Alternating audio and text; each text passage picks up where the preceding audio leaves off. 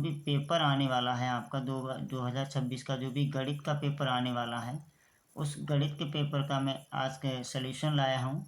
तो इस पेपर को करने के बाद में आपको 95% इसी से आपको मिल जाएगा। इस पेपर से मैं गारंटी के साथ बोलता हूँ, आपको कहता हूँ कि 95% आपको यहीं से क्वेश्चन मिल जाएंगे।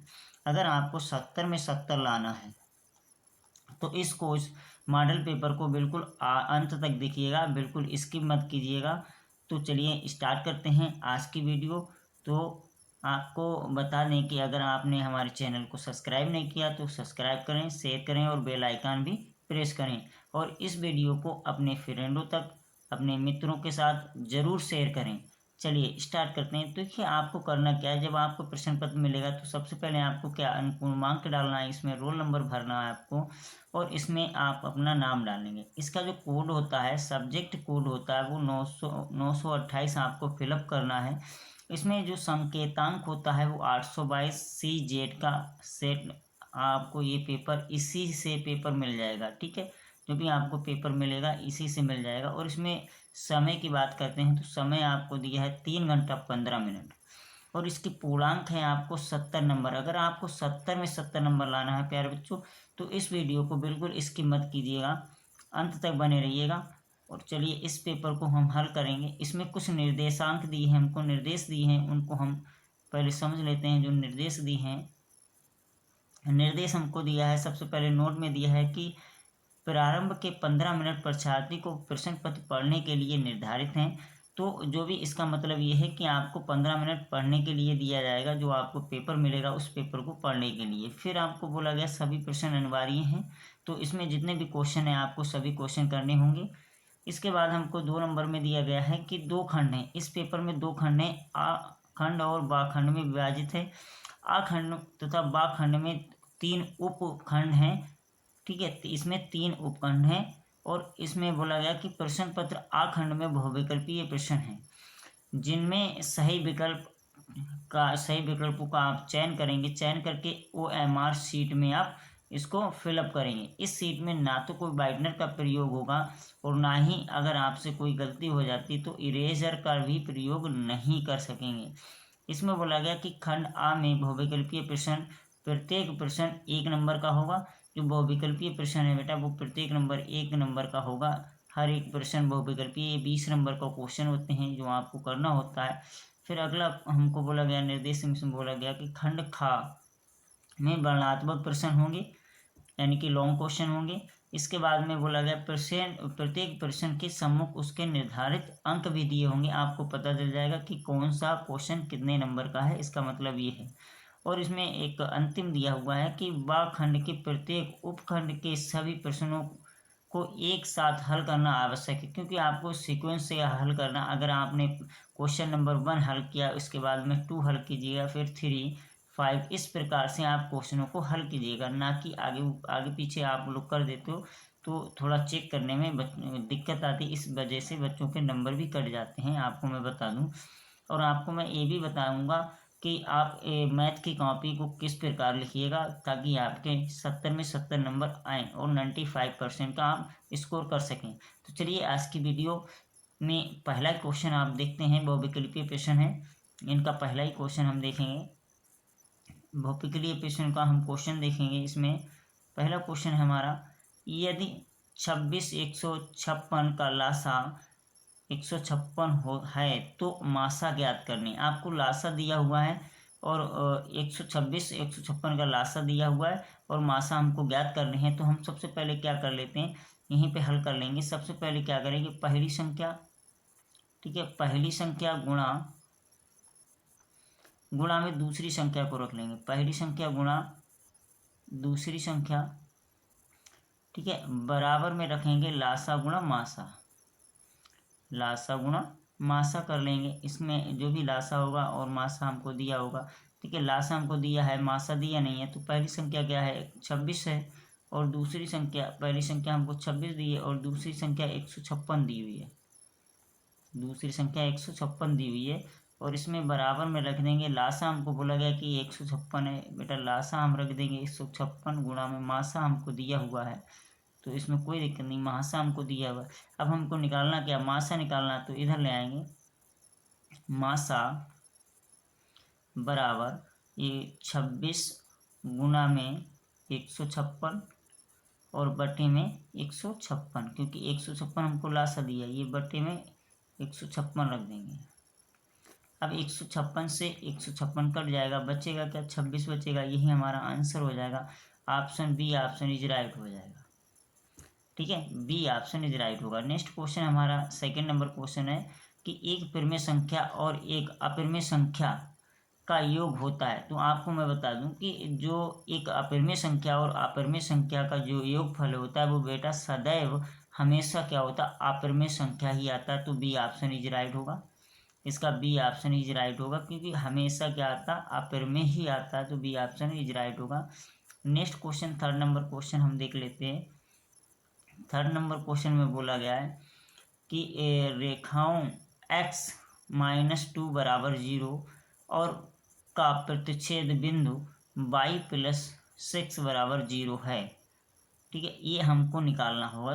जो थर्ड नंबर क्वेश्चन है इसको हमें निकालना होगा। इसमें क्या होगा कि आपको दिया होगा कि यहाँ पे x-2 बराबर 0, तो इसका जो हमें निकालना होगा, क्योंकि x इधर जाएगा तो 0 माइनस का है, इधर 2 प्लस को हो जाएंगे। और इसी प्रकार जो दूसरे में दिया है कि y बराबर 0, तो y को अगर बराबर में इस 6 को अगर इधर भेजेंगे तो क्या होगा, माइनस का 6 हो जाएगा। ठीक है, तो हमारा जो राइट आंसर होगा वो क्या हो जाएगा, 2-6, 2-6, यानी कि ये बिंदु जिसमें होगा वही राइट आंसर होगा आपका। तो ए ऑप्शन इज राइट होगा हमारा, ए ऑप्शन इज राइट होगा। फिर नेक्स्ट क्वेश्चन हमको दिया गया कि अभिकथन है। हमको एक कथन दिया है, बोला दो चरों वाले रैखिक समीकरण युग्म का अद्वितीय हल होता है यदि कारण, हमको कारण भी दिया गया। कारण बोला यदि है तो रेखा प्रतिच्छेद करती है और प्रतिच्छेद रेखाओं का एक अद्वितीय हल होता है। A/A1/A2 बराबर नहीं है B1/B2 के, A1/A2 बराबर नहीं है B1/B2 के। अभिकथन आंसर यहाँ पे देखेंगे, अभिकथन ए सत्य लेकिन कारण आर असत्य है। ठीक है, इसमें कारण भी दिया गया, कारण आर असत्य है। फिर इसमें दूसरा क्वेश्चन हमको इसमें ही बताया गया कि क्यों असत्य है, ये हमको बताना है। तो इसमें अगला क्वेश्चन बी वाला दिया कि कथन ए और कारण आर दोनों सत्य हैं और कारण आर आप कथन की सही व्याख्या करता है। तो ये बिल्कुल सही ऑप्शन होगा, बी ऑप्शन इज राइट होगा बेटा, क्योंकि जो आर है वो सही व्याख्या करता है, आर जो है वो सही व्याख्या कर रहा है, इसलिए आंसर बिल्कुल सही होगा, बी ऑप्शन इज राइट होगा। बी ऑप्शन इज राइट होगा, क्योंकि कथन वाले क्वेश्चन बहुत आते हैं, आप इसको देख लीजिएगा, इंपॉर्टेंट क्वेश्चन है। इस तरह से क्वेश्चनों को बच्चों को हल नहीं कर पाते हैं, क्योंकि उसमें वो समझ नहीं पाते हैं। तो चलिए नेक्स्ट क्वेश्चन है, 5 नंबर हमारा क्वेश्चन है। बोला गया समीकरण x² -3x + 2 बराबर 0 के मूलों का योग होगा, के मूलों का योग होगा। इस मूलों का योग हमें निकालना है, क्योंकि इसमें मूलों का योग निकालने के लिए एक सूत्र होता है। तो वो सूत्र आपको पता होगा, नहीं पता चलो आपको पता चल जाएगा, क्योंकि मूलों का योग, जो मूलों होते हैं, मूलों का योग, मूलों का जो योग है उसको हम लिख लेंगे। मूलों का योग क्या होता है, -b/2, सॉरी a हो जाएगा, इसमें 2 दिया है। अब a बराबर हम क्या रख लेंगे, यहाँ पे a बराबर रखेंगे 5 और b बराबर रखेंगे -3। a को 5 रखेंगे और b को -3 रखेंगे और c 2 रख देंगे यहाँ पे। तो यहाँ पे लिख लेंगे कि a बराबर 5 और b बराबर हमको -3, ठीक है, और c बराबर 2 हमको दिया हुआ है। तो हम क्या करेंगे, मूलों का योग -b/a कर देंगे, तो b/a कर देंगे, तो b का मान रखेंगे, देखिए b का मान रखेंगे, तो b का मान है -3, है ना, ब्रैकेट में और 3, इसको ये ब्रैकेट में होगा और बराबर में अगर इसको खोलेंगे तो हमारा क्या हो जाएगा कि 3 यहाँ पे ए बराबर 5 दिया, सॉरी 5 लिखना है, बटे 5। तो आंसर कौन सा होगा, आंसर 3/5 हो जाएगा। जो राइट आंसर इसका आपको राइट आंसर होगा, इसमें बी लग गया है, ए ऑप्शन होगा, ए ऑप्शन इज राइट होगा 3/5।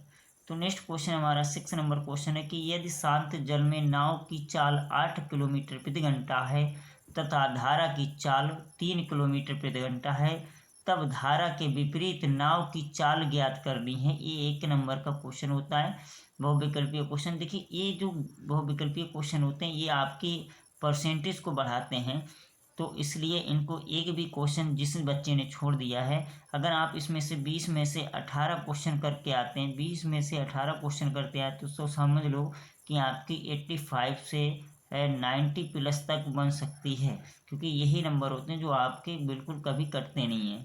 तो चलिए इसको भी हल कर लेते हैं। इसमें क्या बोला गया कि धारा की जो चाल है, यानी कि धारा के विपरीत चाल, तो हम सबसे पहले लिखेंगे यहाँ पे, हल कर लेंगे धारा के विपरीत चाल। अब जो धारा के विपरीत चाल है, बराबर में हम लिख लेंगे जो धारा है, जो शांत नाव की चाल है, यहाँ पे शांत नाव की चाल है वो कितनी है, जो भी शांत नाव की चाल है वो है 8 किलोमीटर प्रति घंटा, और माइनस कर देंगे इसमें जो धारा की चाल है, और धारा की चाल है 3 किलोमीटर घंटा, तो हम इसको माइनस कर देंगे तो हमारा निकलेगा 5। तो इसका जो राइट आंसर होगा, इसमें 5 आंसर आ जाएगा। इसका जो राइट आंसर होगा वो होगा 5 किलोमीटर प्रति घंटा। कितना होगा, 5 किलोमीटर प्रति घंटा। डी ऑप्शन इज राइट होगा, इसमें डी ऑप्शन इज राइट होगा। नेक्स्ट क्वेश्चन 7 नंबर क्वेश्चन हमको दिया हुआ, इसमें बोला यदि संख्या 7 नंबर क्वेश्चन में यदि संख्याएं 20, x, 3 समांतर श्रेणी में हों तब का मान होगा, तब मान x का मान आपको बताना है, यहाँ पे x नहीं है, तब x का मान क्या होगा आपको बताना है। तो इसमें हल करेंगे कि जो भी इसका समांतर श्रेणी में मध्य मान होता है, जो कहते हैं समांतर माध्य होता है, वो क्या बोलते हैं, x मान लेंगे, समांतर माध्य को x मान लेंगे और x मान के रख देंगे। कितना है, 20 बोला गया, तो 20 प्लस में 30 बटे, अब दो संख्याएं दी हैं, इस x का मान निकालने, बटे 2 कर देंगे, तो 20 और 30 50 हो जाएगा, 50 को आधा हो जाएगा, यानी कि 50 को 2 से काटेंगे आ जाएगा 25। तो राइट आंसर हमारा कितना होगा, 25। डी ऑप्शन इज राइट होगा, ठीक है, डी ऑप्शन इज राइट होगा। नेक्स्ट क्वेश्चन हमको बोला गया कि 8 नंबर क्वेश्चन है कि यदि घटना ई की प्रयाक्ता पी ई है तो, इसमें हमें बताना पी ई है तो, देखिए इस किसी भी घटना की प्रयाक्ता सदैव क्या होती है, 0 होती है। किसी भी प्रयाक्ता की घटना क्या होती है, सदैव 0 होती है। अब 0 होती और 1 के बीच होती है, यानी कि 1 के बीच होती है, 0 और 1 के बीच होती प्रयाक्ता होती है, ठीक है। तो यहाँ पे जो राइट आंसर हमारा होगा वो सी ऑप्शन इज राइट होगा, क्योंकि 0 से और 1 के बीच में है, ठीक है, सी ऑप्शन इज राइट होगा। नेक्स्ट क्वेश्चन है 9 नंबर क्वेश्चन है, उसको चलिए देखते हैं 9 नंबर क्वेश्चन को। 9 नंबर हमारा क्वेश्चन है, 9 नंबर क्वेश्चन है कि दो बिंदुओं 2,3 और 4,2 के बीच की दूरी होगी। अब इसके जो बीच की दूरी है बेटा वो हमको बतानी है, इसके बीच की दूरी क्या होगी। देखिए इसमें क्या होता है, जो बिंदुओं के बीच की दूरी होती है, इसमें हम क्या करते हैं, डी सूत्र होता है, दूरी सूत्र का, हम दूरी सूत्र का प्रयोग करके डी बराबर हम लगा देंगे इसमें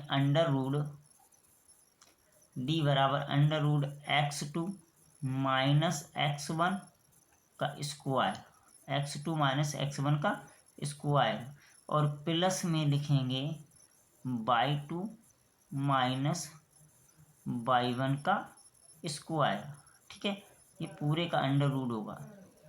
अब इसको हम हल कर लेंगे, डी का मान रखेंगे तो यहाँ पे डी का मान के लिए जो x1 है इसमें ये 2 वाला x1 है और 4 वाला x2 है और ये 3x/2 है और ये y1 है। ठीक है, तो इसको हम रख लेंगे यहाँ पे कि 4 - 2 का स्क्वायर प्लस 1 - 3 का स्क्वायर। ठीक है, अब इसका क्या करना है, हमें स्क्वायर कर लेने हैं, तो इसको पहले माइनस कर देंगे, तो माइनस करेंगे तो 2 आ जाएंगे, 4 में से 2 गया तो 2 आएगा, 2 का स्क्वायर प्लस 3 में से 1 गया तो 2 का स्क्वायर हो जाएगा, दोनों में 2 का स्क्वायर हो जाएगा। अब दोनों का स्क्वायर अंडर रूट तो लगा ही रहेगा, अंडर रूट लगा ही रहेगा, बराबर 2 दूनी 4 प्लस 2 दूनी 4, दोनों का अंडर रूट होगा तो 2 दूनी 4 बराबर अंडर रूट 8 आ जाएगा। अब 8 का जो अंडर रूट होगा तो 4 गुणा 2 लिख सकते हैं, 4 गुणा 2 इसको हम लिख सकते हैं यहाँ पे 2 अंडर रूट 2। ठीक है, इसका राइट आंसर होगा 2 अंडर रूट 2। ठीक है, इसका जो राइट आंसर होगा 10 क्वेश्चन का जो राइट आंसर होने वाला है 2 अंडर रूट 2। इसमें कहीं लिखा नहीं होगा, नहीं लिखा हुआ, लेकिन 2 अंडर रूट 2 होना चाहिए इसमें, यानी इससे कौन सा 9 number question, sorry C option is right होगा, 9 नंबर का सी ऑप्शन इज राइट होगा। 10 नंबर क्वेश्चन देखते हैं कि बहुपद x² प्लस 5x - 2 के शून्यांकों का योगफल है। इसके शून्यांकों का हमें योगफल निकालने हैं, तो बेटा इसको भी हम हल कर लेंगे। इसको हल करेंगे, देखिए शून्यांकों का योगफल बराबर क्या होता है, -b/a। ठीक है, b/a होता है, तो बहुपद में जो a है वो a का मान क्या होगा 3 और b का मान होगा 5, c का मान होगा c बराबर हम मान लेंगे यहाँ पे -2, क्योंकि a बराबर 3 है, b बराबर 5 है और c बराबर 2 है, तो इसको मान लेंगे। तो यहाँ पे क्या करना है, हमको वही शून्यांकों का योग रख लेना है ना, शून्यांकों का योगफल, जो भी शून्यांकों का योगफल है उसको हम रख लेंगे। शून्यांकों का योगफल बराबर, इसको यहाँ पे रखेंगे कि -5/3। ठीक है, -5/3 यही हमारा आंसर हो जाएगा, क्योंकि ये कटेगा नहीं। अब -5/3 बी आंसर इज राइट होगा बेटा, बी आंसर इज राइट होगा प्यारे बच्चों। तो प्यारे बच्चों, मैं यकीन से कह रहा हूँ आप बिल्कुल वीडियो को स्किप मत कीजिए। मैं 20 के 20 क्वेश्चन आपको कराऊंगा, सभी बिल्कुल जेन्युइन क्वेश्चन कराऊंगा ताकि आपके अच्छे से समझ में आ सके। नेक्स्ट क्वेश्चन है, अगला क्वेश्चन हम देखेंगे 10 नंबर क्वेश्चन, 11 नंबर है, 10 नंबर क्वेश्चन कर चुके हैं हम, तो 11 नंबर क्वेश्चन को हम हल करेंगे। इसमें बोला गया कि बिंदु -4, 0, 4, 0, 3, यानी 0, 3 शीर्ष हैं। अब ये शीर्ष हैं, ये हमें गणना करनी पड़ेगी, क्योंकि दूरी की गणना करनी होगी। तो दूरी की गणना जैसे कि अभी हमने की थी उसी प्रकार हम अंडर रूट निकाल कर इसकी गणना कर लेंगे, लेकिन हमको एक एक की गणना करनी होगी। पहले हम लिखेंगे a बराबर -4, 0, फिर इसमें लिखेंगे b का लिखेंगे b नंबर क्या है 4, 0। फिर इसके में अब इसको क्या करेंगे, दोनों को टोटल अगर हम करेंगे तो 2, 4 और 4 कितना हो जाएगा 8 हो जाएगा।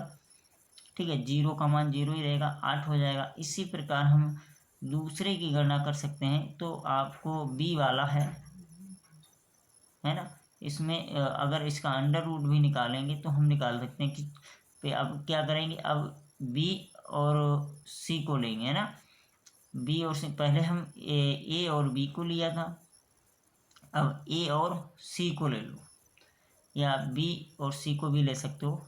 तो ए -4, 0 है। फिर इसमें बोला गया कि जो बी है उसको हम ले लेंगे, सी वाला लेंगे, सी वाला क्या 0, 3 है। अगर इसका हम अंडर रूट करके निकालते हैं, अंडर रूट डी का मान निकालेंगे, तो इसमें x1 क्या होगा -4। ठीक है, और फिर माइनस का 0, दोनों का स्क्वायर, प्लस में फिर लेंगे x2, 0 हो जाएगा, और 3 माइनस का 3, इसका स्क्वायर कर लेंगे, 4 चौक 16 हो जाएगा। ठीक है, 16 प्लस 3 3 9, है ना, दोनों का स्क्वायर कर लेंगे क्योंकि 0 में जोड़ेंगे घटाएंगे वो एक ही बात रहेगी। तो टोटल अंडर रूट कितना आ जाएगा, 25। ठीक है, और 25 का अंडर रूट 5 का अंडर रूट होता 25। अब इसके बाद हम BC ले लेंगे यहाँ पर B। ठीक है, B का मान कितना हो जाएगा, 4 कामा 0 का अंडर रूट मैं सीधे किए दे रहा हूँ। ठीक है, B को लेके सीधे किए दे रहा हूँ, D का मान निकालना है क्योंकि बहुत लंबा हो जाएगा फिर इसमें। और प्लस का 0 कामा 3 हमें दिया हुआ है, और इसका हम करेंगे 4 चौक 16, अंडर रूट डायरेक्ट करूँगा, 3 3 9। अब 4 चौक 16 3 3 9, अंडर रूट में 25 आएंगे तो इसका भी मान कितना हो जाएगा, 5। ठीक है, दोनों का 5 आ रहा है, क्योंकि दोनों भुजाएं हैं 5 और 5 हो जाएंगी, दोनों भुजाएं 5 कामा 5 हो जाएंगी। ठीक है, अब 5 कामा 5 हो जाएंगी, इसका मतलब दोनों भुजाएं समान होंगी। जब दोनों भुजाएं समान होंगी तो बेटा क्या होगा, समबाहु त्रिभुज होगा। क्या होगा, समद्विबाहु त्रिभुज होगा। इसमें जो राइट आंसर होगा समद्विबाहु त्रिभुज होगा। ठीक है, समद्विबाहु त्रिभुज होगा, बी ऑप्शन इज राइट होगा। चलिए नेक्स्ट क्वेश्चन हमारा है 12 नंबर क्वेश्चन है, इसको देखते हैं। 12 नंबर क्वेश्चन में बोला गया कि इसमें साइन ए 3/4 है तो tan a का मान होगा। आपको tan a का मान निकालना है पाइथागोरस प्रमेय द्वारा। देखिए साइन a का मान होता है कर्ण बटे लंब बटे कर्ण होता है, लाल बटे का आपको याद होगा। साइन a बराबर हम लिख सकते हैं कि लंब बटे कर्ण, लंब बटे कर्ण, और लंब बटे कर्ण क्या हो जाएगा, 3/4। ठीक है, 3/4। अब इसमें पाइथागोरस प्रमेय का उपयोग करेंगे तो पाइथागोरस प्रमेय में क्या होता है, अंडर रूट लंब यानी कि 4 स्क्वायर माइनस 3 का स्क्वायर, तो 4 चौक 16 और 3 3 9, ये दोनों का अंडर रूट हो जाएगा 25, तो 25 का मान आएगा 5। ठीक है, तो इसका जो राइट आंसर होगा कितना हो जाएगा, फिर इसमें माइनस होगा सॉरी शक्तिमान, इसमें माइनस हो जाएगा बेटा 16 माइनस 3, तो 16 में से 3 के बच्चे कितने, 13, है ना। 16 में से नहीं, 3 3 9 आएगा, यहाँ पे 9 आएगा, ये थोड़ा कैलकुलेशन में गड़बड़ हो गया, कोई दिक्कत नहीं। यहाँ पे -4 चौक 16, 3 3 9। अब 16 में से 9 के बच्चे कितने, अंडर रूट का है, तो यहाँ पे कितना बचेगा, अंडर रूट में 16 में से 7 बचेगी, है ना। अब 7 बचेंगे यहाँ पे, तो हम इसको क्या करेंगे, हमको बोला गया कि tan का मान निकालना, tan a का मान निकालना है। तो tan a में क्या होता है, लंब, जो भी उसका लंब होगा, लंब बटे क्या होगा, आधार हो जाएगा, लंब बटे आधार। तो इसमें लंब कितना है, वो 3 दिया है, अब आधार कितना होगा, अंडर रूट 7। तो ये जो भी आंसर होगा इसका क्या, 3 under root 7, C option is right होगा। ठीक है, सी ऑप्शन इज राइट हो जाएगा। नेक्स्ट क्वेश्चन है 13 नंबर क्वेश्चन है कि मान होगा sine square theta plus 1/1 plus tan square theta. अगर आपको दिया है तो आप इसको कर लेंगे, तो इसको हम करेंगे। हमको दिया साइन स्क्वायर थीटा, ठीक है, plus 1/1 plus tan square theta. ये हमको क्वेश्चन में दिया है, तो हम इसको हल करेंगे। तो हल कैसे करेंगे, देखो सर्वसंख्या के अनुसार इसको हल करेंगे। तो सर्वसंख्या में बोला गया कि 1 प्लस tan स्क्वायर थीटा बराबर, अगर हम लिखना चाहें तो इसमें लिख सकते हैं सेक स्क्वायर थीटा, अब सेक स्क्वायर थीटा क्या होगा, फिर इसका जो होता है वो साइन स्क्वायर थीटा बराबर, सॉरी प्लस में लिखेंगे। अब सेक उसका साइन बराबर 1/सेक स्क्वायर थीटा, ठीक है, इसको भी थीटा लिख लेंगे। अब इसमें देखो साइन थीटा बराबर हम लिख सकते हैं, इसको अगर हम इधर लाएंगे तो साइन थीटा कॉस थीटा में बदल जाएगा, तो 1/सेक स्क्वायर थीटा, ठीक है, बराबर कॉस स्क्वायर थीटा। तो इसको अगर हम लिखना चाहें कि अब इसको अगर लिखना चाहें तो ये इधर आएगा तो क्या प्लस में हो जाएगा, तो कॉस थीटा और साइन थीटा, यानी कॉस स्क्वायर थीटा और साइन स्क्वायर थीटा एक साइड में कर लेंगे, तो लिख लेंगे इसको साइन थीटा, क्योंकि 1/कॉस स्क्वायर थीटा बराबर होता sine theta, sine square theta minus और प्लस कॉस स्क्वायर थीटा, ठीक है, और बराबर में आ जाएगा 1। तो हमारा आंसर कितना, 1 आंसर हुआ, ठीक है बेटा, हमारा राइट आंसर हो कितना होगा, 1 हो जाएगा, डी ऑप्शन इज राइट हो जाएगा। ये सर्वसम है। तो इसके बाद हमारा 30 नंबर क्वेश्चन 40 नंबर क्वेश्चन है, तो इसको भी हम कर लेंगे। चलिए 40 नंबर क्वेश्चन है, इसमें बोला गया कि त्रिज्या 21 सेंटीमीटर वाले वृत्त का एक चाप केंद्र पर 30 डिग्री का कोण आंतरित करता है, चाप की लंबाई ज्ञात करनी है हमको। तो चाप की लंबाई हमको ज्ञात करनी है, तो हम लगाएंगे चाप की लंबाई का सूत्र। चाप की लंबाई का जो सूत्र होता है वो थीटा बटे 360 डिग्री और गुणा में 2πr, ये सूत्र होता है। इस सूत्र से हम निकालेंगे, तो थीटा बराबर हमने 30 डिग्री दिया है बटे 360 गुणा में 2 दिया है, पाई का मान हम रखेंगे 22/7, पाई का मान 22/7 रख लेंगे। अब गुणा में आर कितना दिया है हमें 21 से, यानी कि 21 त्रिज्या कितनी है 21 दी हुई है, तो 7 से काटेंगे 3 बार में कट जाएगी, है ना, और 22 3 66 हो जाएंगे, तो 66 दूनी अगर हम लगाएंगे तो पहले हम इसको भी काट सकते हैं, 1 0 से 1 0 कट गया, 3 से काटेंगे 3 एकम 3 और 3 दूनी 12। अब इसको अगर हम काटना चाहें 2 से काट सकते हैं, 3 से काट देंगे, 3 चौक 12, है ना, 2 एकम 2 और 2 दूनी 4, 2 से काटेंगे 11। तो इसमें बच्चा क्या, राइट आंसर इसका होगा 11, ठीक है। इसमें देख लीजिए 11 सेंटीमीटर दिया हुआ है, तो सी ऑप्शन इज राइट हो जाएगा। नेक्स्ट क्वेश्चन हमारा 15 नंबर क्वेश्चन है कि एक वृत्त की परिधि 22 सेंटीमीटर है, इस वृत्त के चतुर्थांश का क्षेत्रफल है, हमें चतुर्थांश का क्षेत्रफल ज्ञात करना है, ठीक है। इसमें चतुर्थांश का क्षेत्रफल ज्ञात करना है, तो चतुर्थांश का क्षेत्रफल ज्ञात करने के लिए हमें सबसे पहले त्रिज्या निकालनी होगी। सबसे पहले क्या निकालनी होगी, त्रिज्या वेक्टर निकालनी होगी। तो त्रिज्या निकालने के लिए क्या करेंगे, हम एक सूत्र लगाएंगे। चलिए इतने में हम हल करने की कोशिश करेंगे।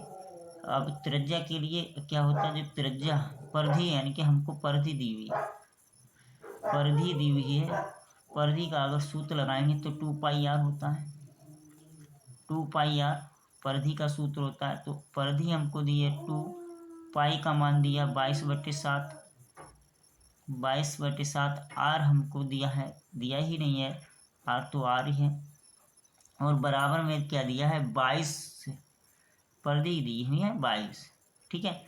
अब जब हम परिधि 22 दी है, तो हम इसको अगर इधर लाएंगे और आर को इधर ले जाएंगे तो ये गुणा में आ जाएगा। तो गुणा में लिखेंगे आपके आर बराबर 2 गुणा में 22/7 गुणा में 22 गुणा में 22। अब 22 से 22 को काट देंगे, बच्चे के कितना, आर बराबर 2/7, ये हमारा क्या हो गया, परिधि, यानी कि ये हमारी त्रिज्या निकली है। अब हम इसमें सूत्र लगाएंगे कि चतुर्थांश का क्षेत्रफल का, जो चतुर्थांश का क्षेत्रफल होता है वो 1/πr² होता है। तब इसमें लिखेंगे कि 1/4, पाई का मान 22/7 7, ठीक है, और गुणा में r का मान 2/7 का स्क्वायर नहीं करेंगे, सीधे हम लिख लेंगे 2/7, ठीक है। अब इसको हम अगर कुछ कटे तो काट सकते हैं, 2 से 2 दूनी 4, फिर 2 से 2 को काटेंगे तो 7 या 21, 7 7 49, इसको गुणा कर लेंगे और गुणा करने पर कितना आएगा। अगर हम और भी काटेंगे तो इसको 11 में काट सकते थे, तो इसको हम काटेंगे, गुणा कर लेंगे, है ना, तो 11 नहीं आएगा, 22 आएगा। अब देखो 7 7 49, 49 को अगर 7 से गुणा करेंगे, करके देख ले रहे हैं, है ना, 9 7 63 के 3 हाथ से लगे 6, 9 चौक नहीं 7 7 चौक 28, 28 9 7 63, 28 और 6 34, 28 6 34, 343, यहाँ पे आएंगे 343। अगर ये कट जाए तो इसको हम काट भी सकते हैं, कटेंगे तो नहीं है बड़ी आसानी से, तो हमें यहाँ पे जो आंसर आएगा वो आ जाएगा हमारा 77/8, ठीक है, 77/8, ठीक है। इसको अगर हम यहाँ से नहीं काटेंगे, थोड़ा अगर और सरल करना चाहें तो कर सकते हो, इसमें ये संख्या कर नहीं रही, कोई बात नहीं, इसको हम थोड़ा और सरल कर लेंगे। देखिए इसको क्या करेंगे, यहाँ से 2 से काटेंगे तो 2 बार में कटेगा और ये कट जाएगा 11, फिर 2 से काटेंगे 2 बार में, ठीक है, तो यहाँ पे 11 आ जाएगा, और इसी 7 चले जाएंगे, इसे गुणा करेंगे तो 11 गुणा में 7, ठीक है, बटे, यहाँ पे जो बटे होगा 11 गुणा 7 और बटे में 2 आ जाएगा, बटे में क्या आ जाएंगे 2। अब 11 7 77, है ना, 11 7 77 हो जाएगा, और 2 से इसमें 4 बचेंगे तो 4 को गुणा कर, ठीक है, 4 को गुणा कर देंगे तो हमारा हो जाएगा 8, 77/8, यानी कि 77/8 आंसर इसका हो जाएगा। कहाँ गया, यहाँ पे 77/8 सेंटीमीटर स्क्वायर, ये ऑप्शन सही है। फिर बोला गया एक बॉक्स में 6 नीले और 4 सफ़ेद और 8 लाल कंचे हैं, यदि इस बॉक्स में से एक कंचा निकल जाता है तो नीले रंग के होने की प्रयासता होगी, तो हमें प्रयासता बतानी है। तो देखिए इसमें कुल कंचे कितने, 6 4 10 और 8 18 कंचे हैं, टोटल हमें 18 कंचे दिए हुए, तो इसके नीले होने की प्रयासता कितनी बता दी, हमको 6 बता दी। जो नीले वाले कंचे हैं, नीले कंचे की प्रयासता हमें 6 बताई हुई है, और प्रयासता निकालने के लिए हम क्या करेंगे, जो प्रयासता है पी बना दे रहा हूँ मैं प्रयासता, तो 6/18 हो जाएगी हमारी प्रयासता, 6 3 18, तो राइट आंसर कितना हो जाएगा, 3 आंसर हो जाएगा, या 1/3 होगा, तो 1/3 आंसर यहाँ पे दिया हुआ सी नंबर, तो इसको भी हम कर देंगे, ठीक है। चलिए नेक्स्ट क्वेश्चन है हमारा 17 नंबर क्वेश्चन है, इसको मिलान करना है। 17 नंबर क्वेश्चन में हमको मिलान करना है, आपको देखना है कि आपको सूत्र अगर याद होगा तो आप बहुत आसानी से इसको कर लोगे। देखिए पहला जो सूत्र है हमारा कि गोले का आयतन, गोले का आयतन, अगर गोले का आयतन देखा जाए तो गोले का आयतन कितना होता है, 4/3 पाई आर क्यूब, यानी पाई/3, और शंकु का जो आयतन होता है, वो शंकु का आयतन होता है 1/3 पाई/r² h, और जो बेलन का क्षेत्रफल यानी कि वक्र पृष्ठीय क्षेत्रफल जो होता है वो होता है हमारा 2πr/h, और जो शंकु का वक्रीय पृष्ठ क्षेत्रफल होता है πr/l, ठीक है। तो पहले का चौथा और दूसरे का पहला, ठीक है, इसको याद रखना, पहले का चौथा और दूसरे का पहला, इसका जो राइट आंसर होने वाला वो बी ऑप्शन होगा। कौन सा, बी ऑप्शन ही राइट होगा, सॉरी सी नहीं, बी ऑप्शन ही राइट होगा। पहले का चौथा, ठीक है, और चौथे का दूसरा, ये आपको पहले का हमको दिया था चौथा, तो पहले का चौथा है ना, और चौथे का हमको दिया है तीसरा, चौथे का तीसरा, यानी कि B option is right answer है। चलिए नेक्स्ट क्वेश्चन 18 नंबर क्वेश्चन है हमारा। 18 नंबर क्वेश्चन में देखेंगे कि यदि एक गोले की त्रिज्या को दूना कर दिया जाए तो उसके पृष्ठीय क्षेत्रफल में होने वाले प्रतिशत वृद्धि होगी। हमें प्रतिशत की वृद्धि निकालनी है, कितनी वृद्धि होगी अगर गोले को दूना कर दिया जाए तो प्रतिशत वृद्धि के लिए हम क्या करेंगे, सबसे पहले मूल क्षेत्रफल निकालेंगे। ठीक है, मूल क्षेत्रफल निकालेंगे उसका 4πr²। ठीक है, क्या लिखेंगे यहाँ पे 4 मूल क्षेत्रफल है, मूल क्षेत्रफल बराबर हम लिखेंगे कि 4πr²। 4πr²। अब नई त्रिज्या जो बनेगी उसको हम लिख लेंगे, क्योंकि नई त्रिज्या हमें पता नहीं है। नई त्रिज्या r बराबर जो भी r1 है या r' जो भी लिखोगे तो 2r हो जाएगी, बोला गया दोगुनी हो जाएगी।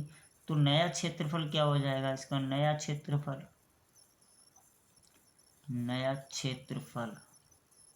अब नया क्षेत्रफल के लिए हम लिख लेंगे कि A2 बराबर 4π ब्रैकेट में लिख लो 2r का क्यूब, यानी कि सॉरी क्यूब नहीं स्क्वायर, बराबर में लिख लेंगे कि जो भी πr² यानी 4πr² था तो हम 4π 2 दूनी 4 होगा, 4π² कर लेंगे। बराबर में लिखेंगे इसको, अगर लिखेंगे 4 चौक 16, इसकी और इसकी गुणा करेंगे 4 चौक 16 हो जाएगी, है ना, 16πr²। तो 16 का जो वर्गमूल होता है कितना हो जाएगा 4, A1 लिख सकते हैं इसको, A1। ठीक है, अब क्या होगा इसमें वृद्धि कितनी हुई ये हमको देखना है कि A2 माइनस A1 जितनी वृद्धि है वो लिख लेंगे। तो A2 में A1 को माइनस कर देंगे, तो A2 में A1 को माइनस करेंगे तो 4A1 माइनस A1, अब कितना बचा 3A1 बचा हुआ 3A1। तो हमें प्रतिशत वृद्धि बताइए, क्योंकि प्रतिशत वृद्धि थोड़ा इधर कर ले रहा हूँ कि 3A1 अपान जो भी प्रतिशत वृद्धि है A1 है। ठीक है, A1 हमको दी हुई है, तो A1 दी हुई है तो इसको 100 से हमें गुणा करना होगा। तो हमारा 100 से गुणा करेंगे, 100 तियाँ 300 निकल आएगा, A1 से A1 कट जाएगा, बचेगा 100 गुणा 300, तो 300% हमारा राइट आंसर होगा। तो सी ऑप्शन इज राइट होगा। ठीक है, 300% हमारा सही आंसर हो जाएगा। चलिए नेक्स्ट क्वेश्चन है 19 नंबर क्वेश्चन है कि बारंबारता बंटन का माध्यिका वर्ग होगा, जो उसका माध्यिका वर्ग होगा वो हमको निकालना है। देखिए बारंबारता हमको दी है, इसके माध्यिका निकालेंगे तो माध्यिका क्या होगा, इसमें लिखेंगे संचयी बारंबार। इसी में थोड़ा सा हम कॉलम को बढ़ा लेंगे। ठीक है, कॉलम को बढ़ा लेंगे और इसमें हम लिख लेंगे तो बारंबारता आएगी उसको लिख लेंगे। तो संचयी बारंबारता, जो संचयी बारंबारता क्या हो जाएगी, ये इसकी हो जाएगी 2, फिर होगी 10, 22 और 35, इसके बाद 45। अब जो संचयी बारंबारता होगी इतनी, तो कुल नंबर यानी कि n बराबर हम लिखेंगे n बराबर 45 आ जाएगा।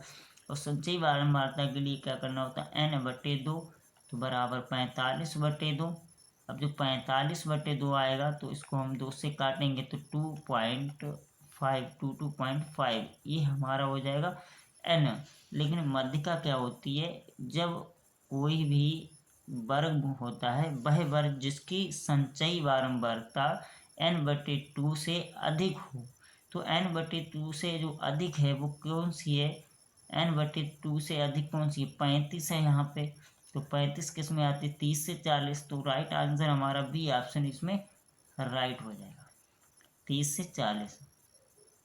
आज का लास्ट सवाल जो लास्ट क्वेश्चन इसका है मैं आपको बता दूं, लास्ट जो क्वेश्चन है इसमें बोला गया कि 1 से 9 तक की प्राकृतिक संख्याओं का माध्य होगा।